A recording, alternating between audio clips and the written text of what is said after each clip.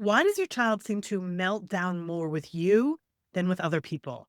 Why do they listen better to other people than they listen to you when you ask them to do something? Maybe their teacher says they're great at school. Maybe your spouse or co parent can get them to listen when they tell them it's time to go to bed or brush their teeth. Maybe your child can hold it together at a friend's house, but as soon as they walk through the door with you, they melt down or explode. And honestly, this can feel pretty painful as a parent. It's easy to start wondering, why are they only doing this with me? Am I making things worse somehow? What am I doing wrong? And sometimes, especially if you're someone who worries about messing up your child, this can really get into your head. If this is the case for you, there's something that you need to understand. Because a lot of people will tell you if your child behaves differently in front of you, oh, you're their safe place. That's why they're doing this. They feel safe with you. And there's definitely some truth to that. But I think this explanation is really incomplete because children may melt down with a parent not only because they feel safe, but because children, especially if they feel things strongly, they crave a strong parent.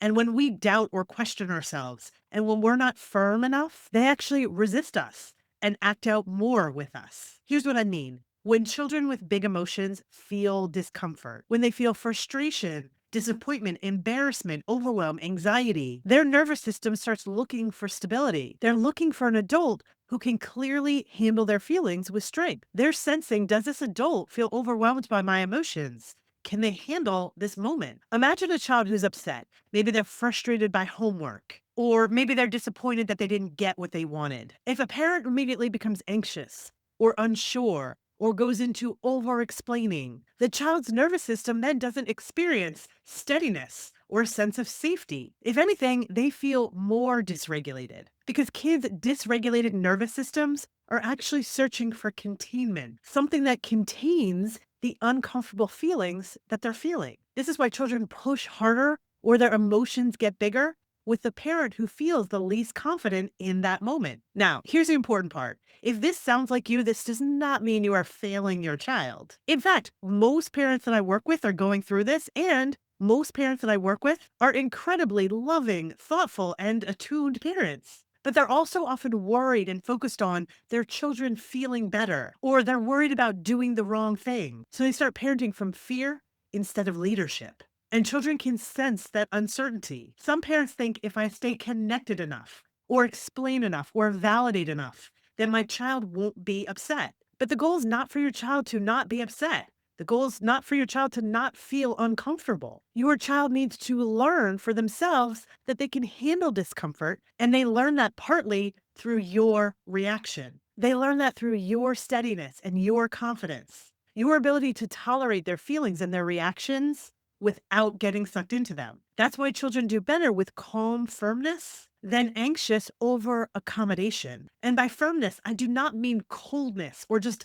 piling on punishment. By firm, I mean predictable, steady, clear, not getting anxious or doubting yourself when your child is upset. Because when a parent can communicate through their words or their energy, I know this moment is hard and I know we can get through it. That's what helps a dysregulated child regulate faster. Does that mean your child will instantly stop melting down? No.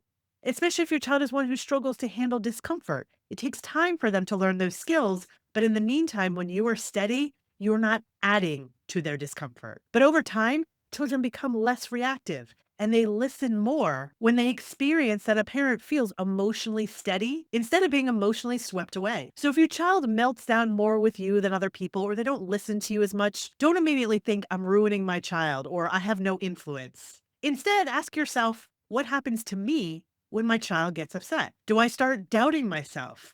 Do I try to stop the discomfort? Do I walk on eggshells or over explain to them? Because the biggest and most positive shift doesn't come from learning the perfect script. It comes from doubting yourself less and trusting yourself more when your child is struggling. And your steadiness when things are hard eventually shows your child that they can be steady when things are hard. If you are tired of feeling like you are always giving in or over explaining or walking on eggshells with your child, I'm doing a free workshop where I talk about what helps children be less reactive and negative in the moment and how you can stay steady without being harsh or disconnected. The link for that free workshop is in the video below. I'd love to see you there.